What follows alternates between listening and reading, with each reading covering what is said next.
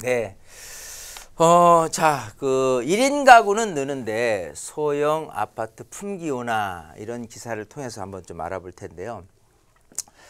자, 2030년 가구 원수별로 해서 그 가구를 추계를 해보니까 1, 2인 가구에 대한 비율이 2000년에는 34.6%에 이제 불과를 했었어요. 근데 2010년에 47.8%로 상승을 하더니 앞으로 있을 2030년에는 무려 66%까지 이렇게 올라가는, 그리고 2045년에는 71%까지로 추산을 하는, 그래서 1인 가구에 대한 폭발적인 증가, 수요층이 증가하는 그런 모습을 예상을 할 수가 있는 거고요.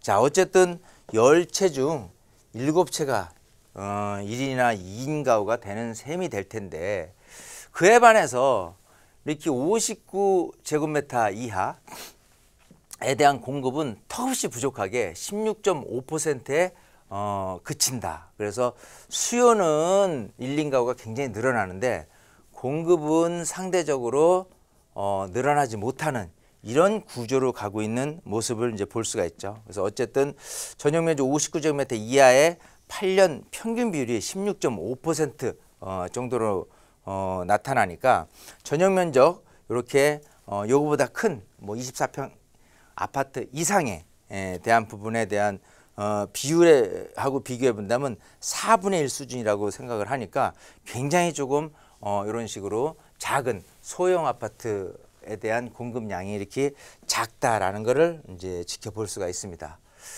자, 아까 뭐 한 16.5%가 이제 평균적이라는데 수도권은 오히려 13.8%로 더 낮아요. 그래서 오히려 더 공급적인 희소 가치가 굉장히 높게 나타나는 부분들이 있고요. 그래서 이제 어쨌든 이렇게 뭐 수도권 같은 경우 또 서울에서도 이렇게 전용 면적이 작으면 작을수록 경쟁률이 뭐 96대 1, 12대 1 정도로 굉장히 좀 높게 나타나는 수요 공급에 대한 불균형이 지금 계속 초래하고 있는 부분들을 지켜볼 수가 있습니다. 자, 근데 이제 반대적인 의견도 있을 수 있어요. 뭐냐면 소형 아파트 공급이 중소형에 비해서 적다고 무조건 늘리는 것이 적절치 않다는 논리도 있어요. 1, 2인 가구가 필요로 하는 소형 주택의 상당 부분을 아파트가 아닌 다가구, 다세대, 오피스텔인 비아파트에 소화하고 있기 때문에 그런 중소형을 너무 이렇게 소형 쪽으로 이렇게 아파트 형태를 작게만 늘리는 게 능사냐라는 부분의 의견도 있는 거죠.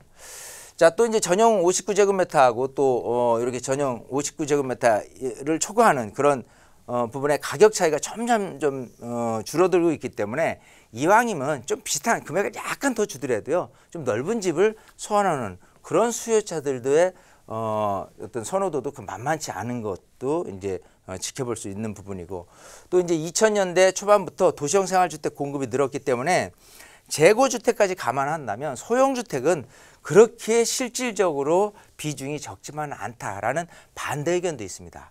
자, 이런 거를 전체적으로 흡수를 해볼 때 보면은 이런 것 같아요. 아파트에 대한 부분이 필요로 한, 또 소형 아파트에 대한 부분이 필요로 한데도 불구하고 그런 소형 아파트들이 많이 늘어나지 않는 곳이라면은 이 강남권을 대표로 들 수가 있고요. 이 강남권에서 그런 소형 아파트를 대체할 수 있는 다세대라든지 이 오피스텔, 이건 어떤 원룸 형태가 아니라 뭐 투룸, 쓰리룸 이런 형태겠죠.